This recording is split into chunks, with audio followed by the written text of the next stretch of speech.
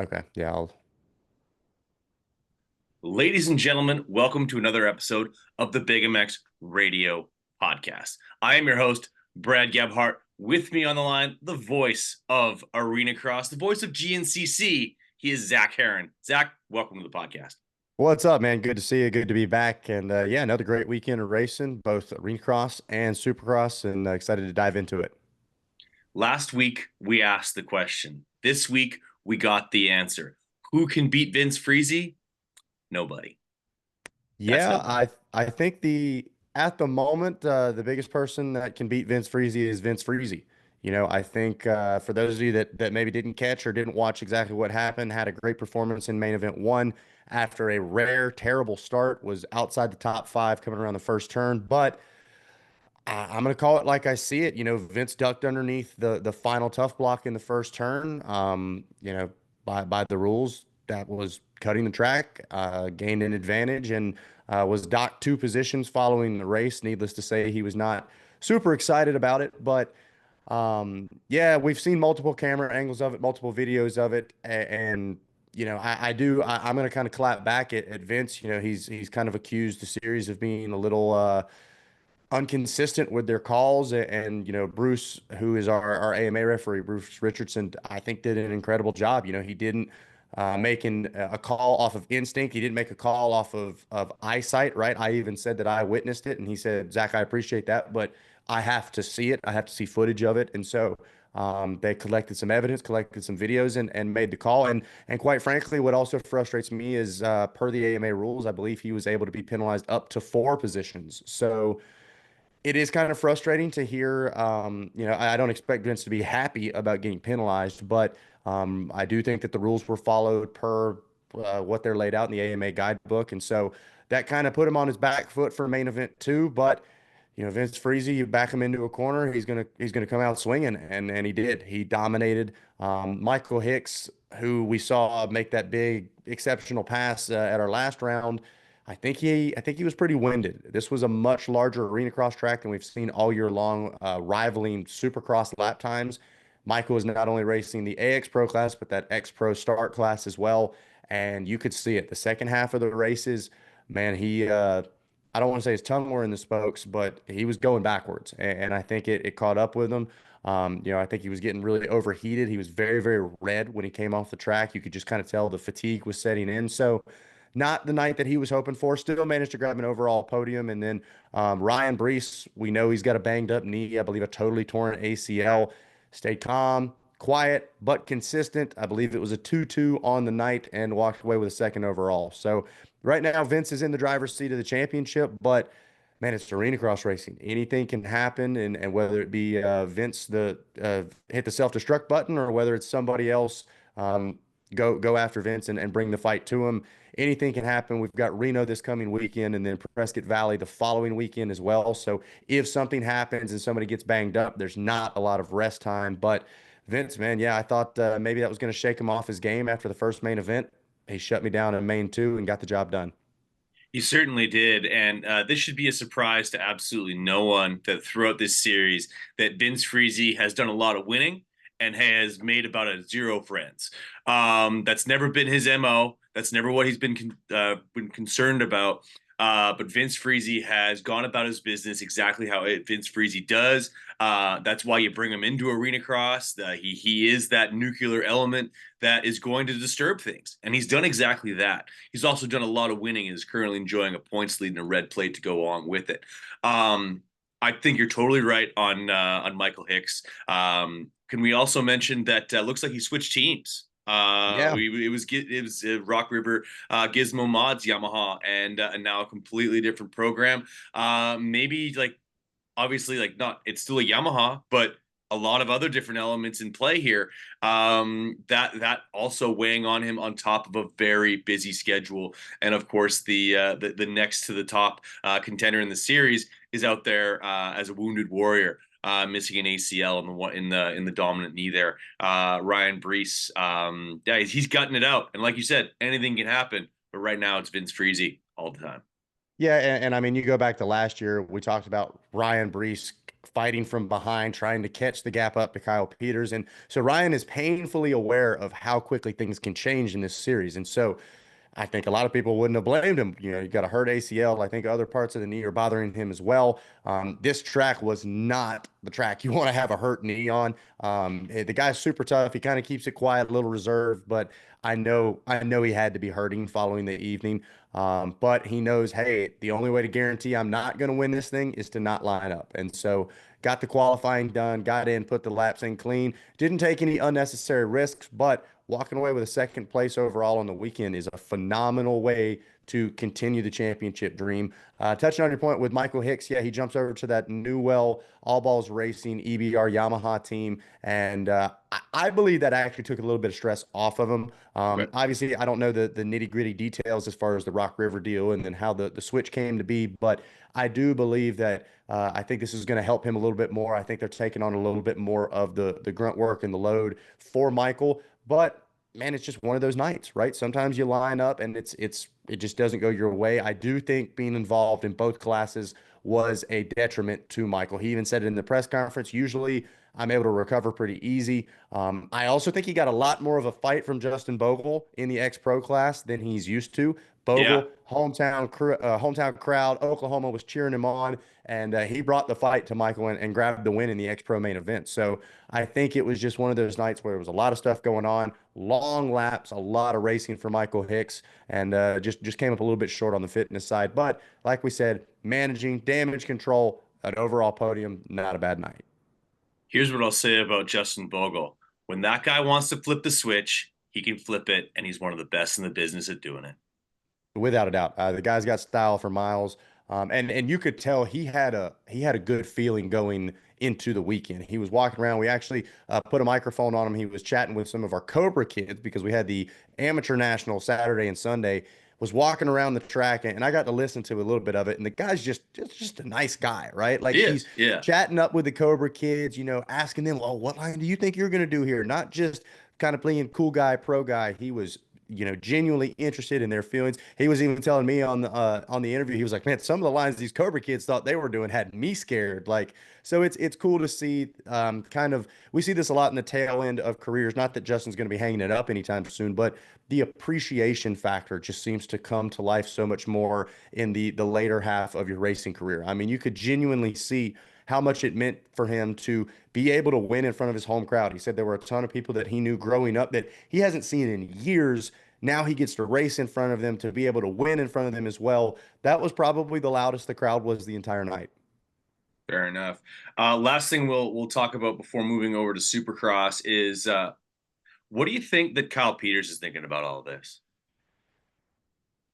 I don't know. It's got to be painful to watch. I want to believe that Kyle is watching, but I also wouldn't be surprised if he's not, because I know it had to be so painful to be that close to making history. I mean, to kind of be the guy in a series for so long.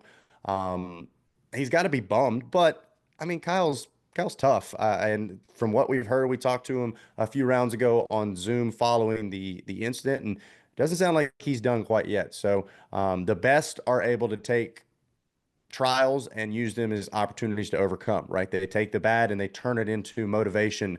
It's not the fall down, it's the comeback, right? And so if you're Kyle Peters, I'm hoping, I haven't heard whether he's had his surgery yet or not, how the nerve damage is feeling. Obviously, that's top priority, right? I want the guy to be able to use his limbs properly and not be in pain. But if he is able to do it, I know he's pounding the pavement, putting in the time off the machine, hopefully going to get surgery done if it hasn't been already, and start the drive for the comeback season, because I think this season has shown the level overall of racing has raised. Whether that's just the MCR crew, which I don't believe. I think the presence of a properly backed Ryan Brees, I think Michael Hicks has caught a lot of people by surprise, myself included, as far as the intensity he's been able to bring.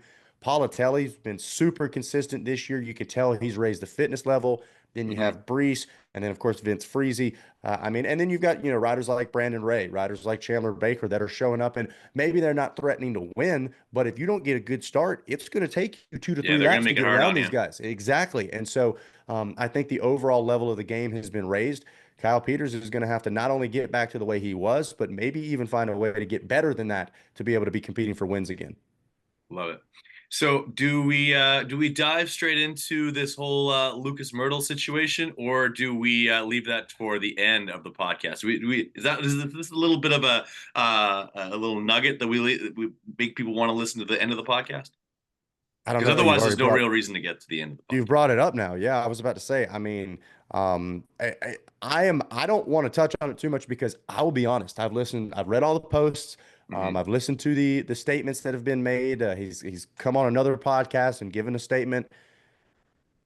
It's interesting. I'll just put it like that. It's very interesting. I do think that the public is only aware of certain percentage of the information. You've got to think litigation is involved on both sides, and lawyers are There will be probably lawyers. giving, if there's not already tons of lawyers giving Yeah. tons of advice to say less, right? I think less Mhm. is more. I think public perception has shown a lot of things. Got to be a little tough for Lucas. I don't know him very much on a personal level. I've met him a few times, but I think the public reaction was pretty brutal, and I don't care how tough you are, how much Mhm. of a thick skin you've got. It's got to be tough. But I also don't think reputation is always unearned, right? So you gotta give a point to that as well. But to be on the far side of this did not happen, I don't understand what's going on, and then to have the statements that we got from the Lawrence camp and from Wasserman Group, man, one's over here, one's over here. Where is the The truth is truth? Where is somewhere the in the middle yeah, there. where is the full story? And so for me, I don't want to speculate too much. I don't have a dog in the fight. I just hope I don't want anybody's money getting stolen. So if it happened, whether it was from Lucas, whether it was from somebody else, I'm not about that. These riders risk too much, put too much time and effort in it to have $20 taken from them, let alone, a larger sum of money. But I'm also very, very against publicly shaming somebody, not giving the full story, and Mhm. misleading information without knowing 100% of the facts. So if it comes out that Lucas is innocent, I think he's got every right to be Oh, beyond upset and to go and back he'll after also be those. set for life if he is. So Right. And I don't think that's what he wants. I don't think the goal yeah. is to be able to sue, take a bunch of money, and ride off into the sunset. He had an amazing thing going. He was kind of the guy as far as sports agents go. That reputation is going to be hard to resume. But from what I've heard, according to him, he 100% believes in his innocence. He doesn't plan on going anywhere, not only as an agent, but in the sport. So we'll see. I mean, I just hope little by little the public, us general folk, are Mhm. filled in, right? Because I hope it's not something where the lawyers bury it and it's just never mentioned again. So we'll see. It's a tough call either way you look at it. I just hope that the truth comes out and justice is properly served to whoever it goes to. I completely agree. I'll say this is I think what some is lost in the whole thing is that this is a sad story. Exactly. This is a relationship that has been better part of 10 years in the making between Lucas Mirtl and the Lawrence family. Like that there's relationships that have been shattered, memories that are now stained, every championship and race win end photo that that you can't look at them the same way anymore. um I question why this needed to be so public. I Um, agree. like I've left companies before, talked to HR. I've been asked to leave companies before by HR, and that was always done in private in a boardroom with usually a fat envelope, basically outlining the details of the separation. This was not that. This was I'm very surprised that there is such a giant gap in essentially both stories, and which, like I said earlier, that tells me that the truth lies somewhere in the middle, given the fact that we don't have a lot of details at all. We have some one well written post, a couple of not so well written posts, but hey, like full disclosure to a guy like Lucas Mirtl, I cannot even imagine the situation, the mental landscape Yeah. he was in when making those posts. I think maybe in hindsight, possibly maybe wouldn't have made those posts, but I can't say that for him. I wish nothing but the best for the Lawrences and all of his clients, of which he had very many. We're talking Chance Hymas, we're talking Joe Shimoda, Ty Masterpool, the Coonan brothers. Like just, I'm sure there was others in the stable, and that is a lot of questions that need answering from both Travis Clark and Jacob Hayes. And yeah, I like just like the comeback story of a guy like Kyle Peters. I hope that Lucas is able to make a comeback story of his own if he's in fact innocent of these allegations or these. But yeah, that's all I want to say about that. It's a sad story. This is for those who are piling on or dancing on someone's grave. Shame on you. But that's all I want to say on that. We'll move on. We had one of the most badass, absolutely electric supercross races this last weekend. You literally have teenagers champing at the bit. These kids were all born in the late 2000s and they hate each other and they're vocal about it and they don't give a shit and they're fast and they got speed. They're from different countries, they're from different states, they have completely they come from different sports backgrounds. You got Juju Beaumer, who like a relatively unknown on the amateur motocross scene. Like that kid raced Suzuki's when it wasn't cool to race Suzuki's. Like, and that's recently, by the way. Like racing Suzuki's at like Monster Cup and stuff like that. Not something to write home about. Now he finds himself on factory KTM, Red Bull Factory Racing. He's brought back an iconic brand like One Industries. That like every single one of those kits has been complete fire. And then you have the absolute lightning rod that is Haiden Danger Boy Deegan, who will pick a fight with Goliath if he says the wrong thing or happens to beat him in a heat race. Yeah, like I'm just rubbing my hands together. This is like we're only 3 rounds into this. We are going back to Juju's backyard and we're almost tied on points. He's still got the red plate, and yeah, it doesn't sound like with all the like the internet shit talking. We're just talking the 250 class, and completely forget the fact that Ken Roxon now has the red plate for the first. Suzuki has the red plate for the first time since 2016. Let's go. Yeah, what's cool now, Brad? Yeah, absolutely. The yellow bike looking strong.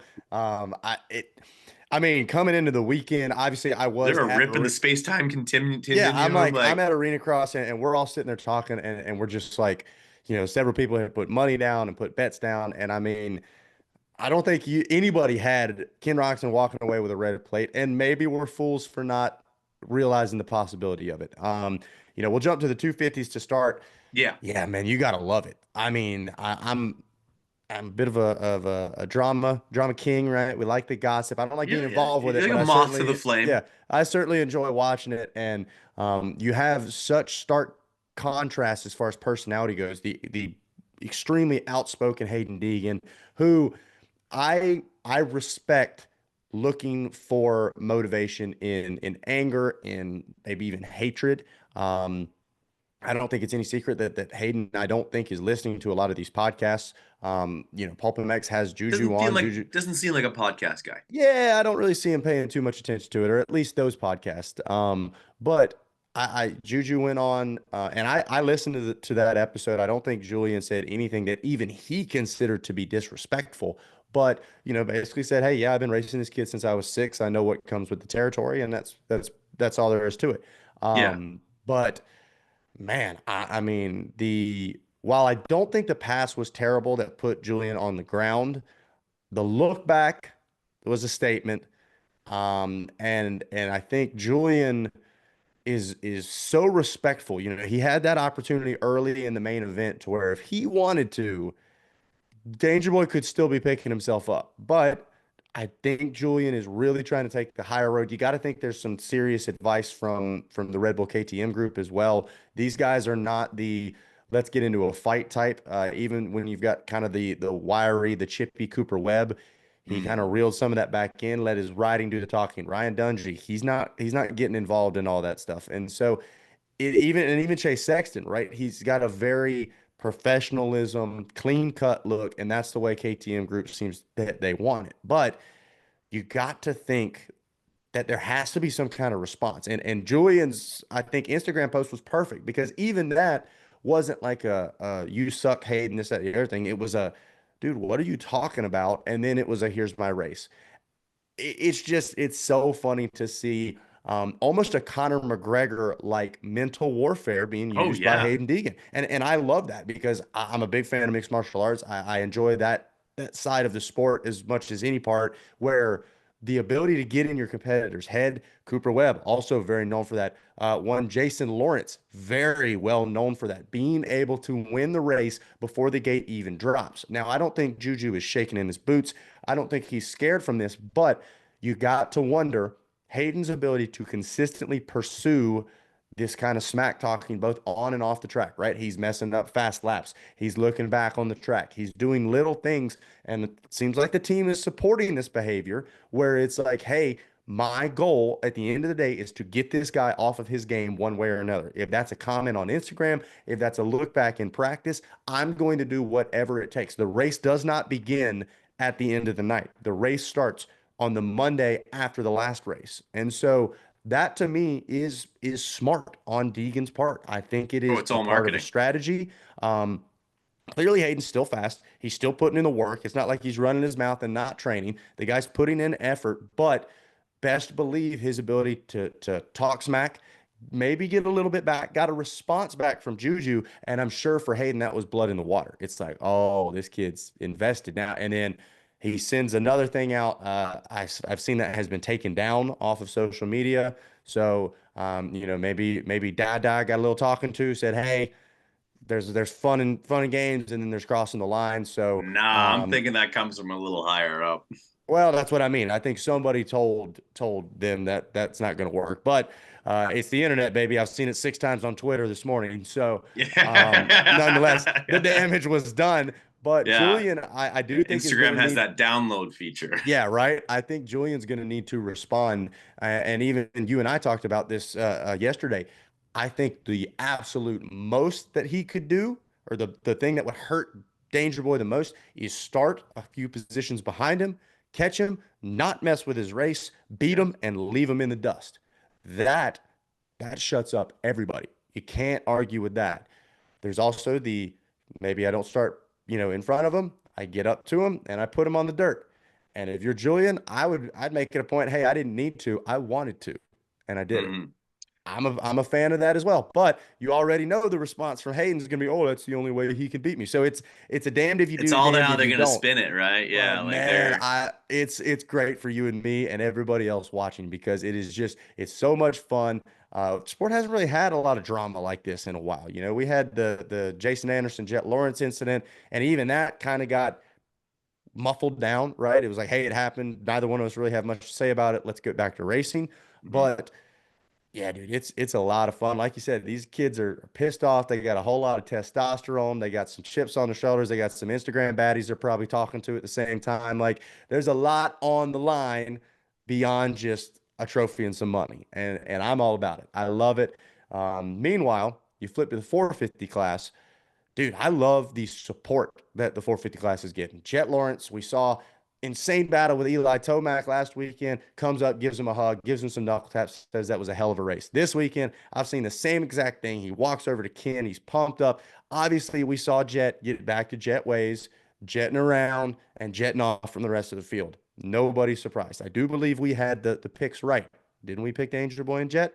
I did. Yeah, we were Yeah, like I was of the mind that we weren't getting out of California yeah. without both those guys getting a win. It wouldn't It have was felt time. right to me or either one of those guys, especially of Yep. course Hayden. That's his backyard. But yeah, like not to spin the clocks back too far, but like, can we also acknowledge that the 250 West class is an absolute triage unit? Like Yep. everybody hurt. Everybody's getting hurt. Everybody hurt. Well, like hats off to like the guys who have like basically filled in the rest of the top 10. But yeah, you got Can I also say that I yeah, go ahead. don't know that the You don't know triage what their names are? part of it. No, no, I'm saying I don't know if that's going to affect the top three. Cole No, no, Davies that is is on set in stone. fire, and I genuinely think he might be in the same position if everybody we thought was going to be there was sitting on the line. Yep. So, I mean, That yeah, kid's maybe it special.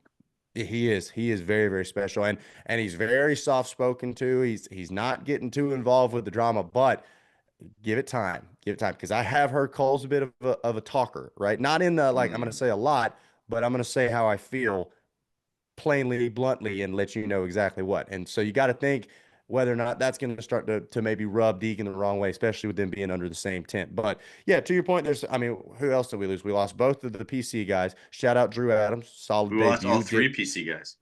well, yeah, exactly. I mean, and Drew did exactly what I was hoping Drew was going to do. Don't do anything stupid. Take what you're given and Look good get to the though. next round, please. And Eighth so in qualifying out of the B practice. can't go wrong with that. I Yeah. mean, we know this kid's got talent, and I think he's got a very, very bright future ahead. But don't let the pressure, don't let the hype get to you. Just continue to stack some of those results. This is supposed to be a building year for you. Build. Don't think you're going to get it all figured out in 2 weekends. Take your time. And I think that's what we will see from Drew Adams. Hate that Ryder D was out, because I do think we were going to see some big things from him. Mhm. Or at least a step And forward, which we well, needed. exactly, exactly. And I think Jordan Smith probably scratching the head a little bit too. Like, damn, these kids are hauling. Like, I mean, Jordan Smith's around my age, maybe a little bit older, and it's like, oh my God, like I'm starting to notice the difference 10 years will do. But yeah, it is. It's tough to not have as full of a field, but it hasn't been short on action, hasn't been short on drama. I mean, it's worked out, and there's a lot of riders, like you said, that are getting their first top tens, that are making mains that have never done it before. So there is the other side of it. Sure, we'd love to see everybody healthy, we'd love to see everybody out there, but there is another side of it too, where you never know. Some kids get some confidence, maybe get some good results, get a chance on a better team next year. Never know what it leads to. 100%. You just hit the nail on the head a number of times there. Let's flip things back to the 450 class. Um, Eli Tomac, like that gate produced almost every hole shot until the very last race of the night.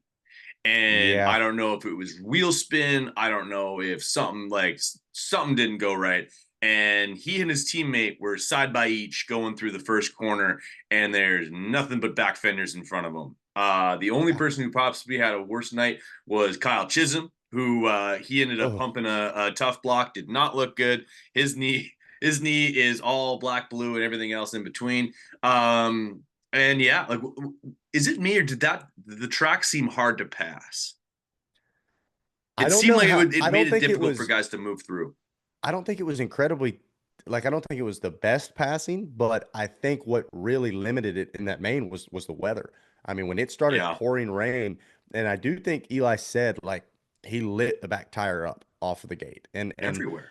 I'm not sure how that works. So I'm assuming you pick the gate almost immediately, like while the 250 main's going on, and then you're stuck with it. Like that's what you've Yes. got. And so it sounds like as the rain started to fall harder and harder, basically Eli is just watching this nightmare in front of him, where this gate just goes from the whole shot gate to getting worse and worse and worse. And I don't really know what the condition of it looked by the time the gate dropped, but for whatever reason, the change or the adjustments made to those new conditions wasn't there.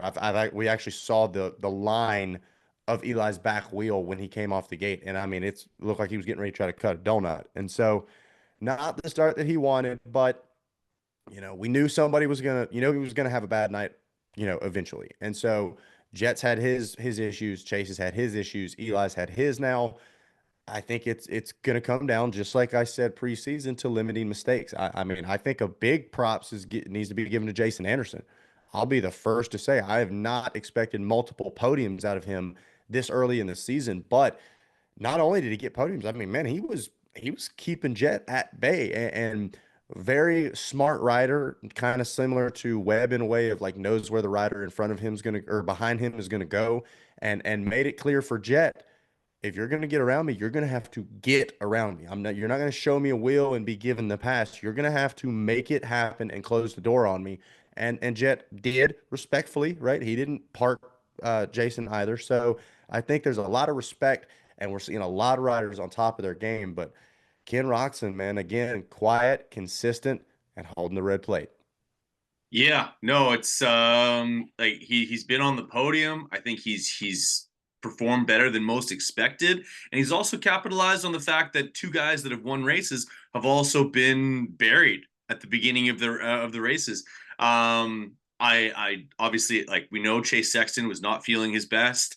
I think that if he was like at a full bill of health, maybe he's able to go catch Jason Anderson close to the end of that race. But that's neither here nor there. He finds himself now, I believe, third in points. And we've got a title fight on our hands. We have, yes, he's second in points, and Eli Tomac and Jett Lawrence are now tied 5 points back. The entire, like, your top four are separated by 5 points. I'm really impressed by this whole thing. This thing has barely gotten started, and we've got battles everywhere within the series. And honestly, I'm waiting to find out whether or not we're going to get a Ken Roczen win. He certainly looks like he has the juice this year. I'd say he looks better than years previous when he did get wins. So I'm going to say he gets one. Yeah, I agree. I think the Ken has always had that raw speed and the ability to get it done with the right conditions, but right now he just seems so comfortable. I mean, he seems so at home. Not only Ken's also he's always been a very big peace guy, right? When Ken is at peace Mm. and he's exactly when he's not feeling anything too crazy, that's when he's Zen dangerous. Master. Exactly. And now he's got this confidence to go along with it too. I mean, his Insta banger that he put up alone lets you know where he's at head game wise. This kid is fired up, and I think he is wanting to show it ain't over yet. It's not Yeah. done. Obviously, there's speculation with that team and that bike. I mean, we can just say it, right? Everybody kind of jokes and hates on the Suzuki, but it's a capable machine, and he has shown that repeatedly. He's gotten some parts this year that I think has improved the way he feels on it, improves his competitiveness on it, and I don't think Roxon didn't believe in the machine 100%, but if he was maybe 95, now he's 97 to 99. You know what I mean? I think now he Mm-hmm. knows, hey, this can do it. And I think Ken is also believing, hey, I'm not going to rush things. I'm not going to throw this away early. I want to keep getting these solid results. It's paid off for him now because the consistency is why he's got the red plate. So let him continue to dial some things in. I'm very curious to see once the series moves over east, we kind of have that shuffle in consistency, right? That's when Yeah. we usually kind of see Cooper Webb come to life. Maybe Anderson doesn't quite have the same ability. So we'll see how the roles change as as the next 5 races or so go on. But yeah, Yeah. like you said, top four, 5 points out. Are you kidding me? We couldn't draw it up any better.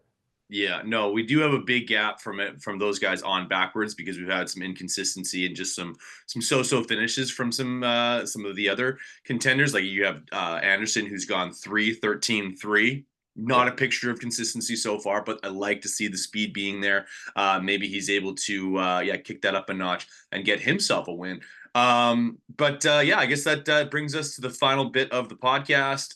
Let's get some winners for AZ, the Phoenix Supercross, otherwise known as Glendale, because that's where the actual stadium is, Glendale, Arizona. Yeah, give me a like, where's your crystal ball, and where can we get a prediction?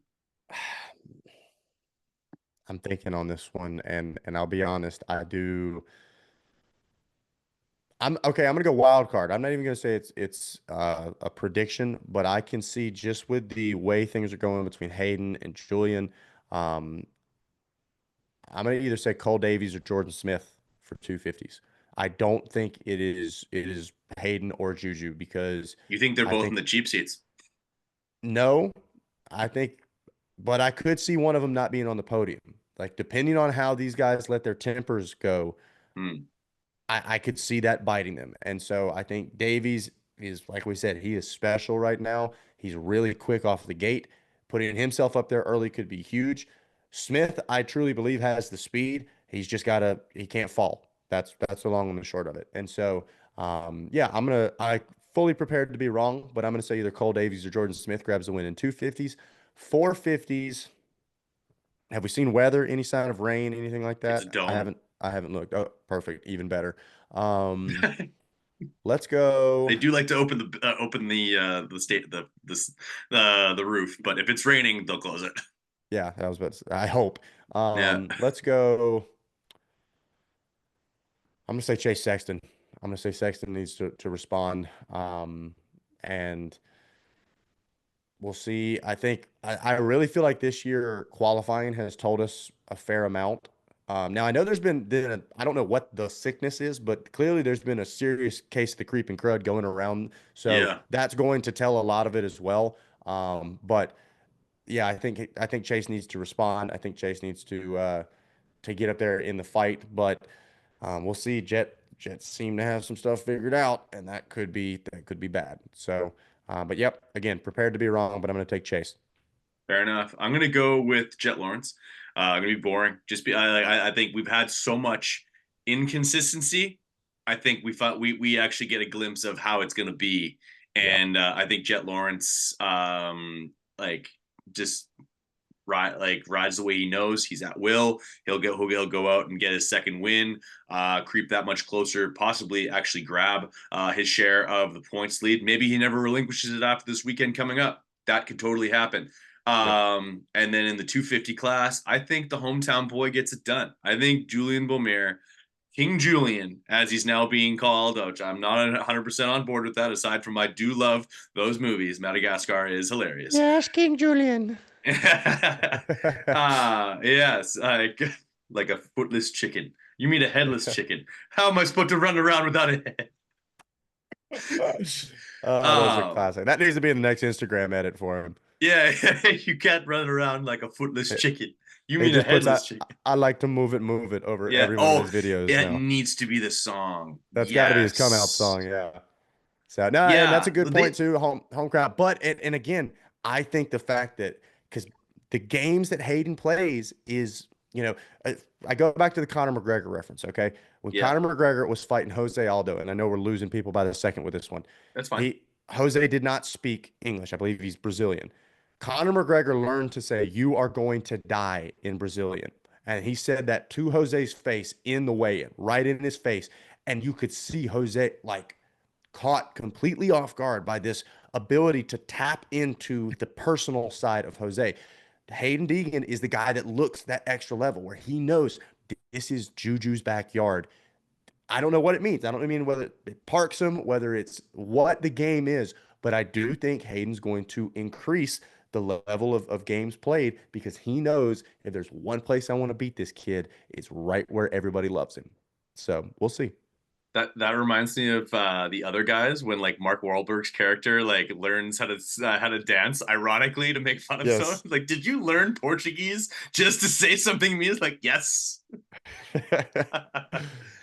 Oh, I love it. All right, cool. Yeah, always a pleasure, never a chore. You have yourself a great rest of your day, my friend. And yeah, looking forward to the GNCC series. Looking forward to more arena cross, and yeah, looking more forward to more Zac Herrin here on the Big MX Radio podcast, brought to you by Race Tech and Luxon MX, and now Race Winning Brands. Where I think we got to get a brand new top end over to you for that 450. You could crack that thing open. She doesn't have a lot of hours in her, but a fresh piston and a little extra compression would do you good. Yeah. Certainly does not hurt. Absolutely. Yeah. I can take all the help I can get. So, but no, thanks for the time, man. Like I said, always a ton of fun, and we'll get ready to do it again next week. Sounds good.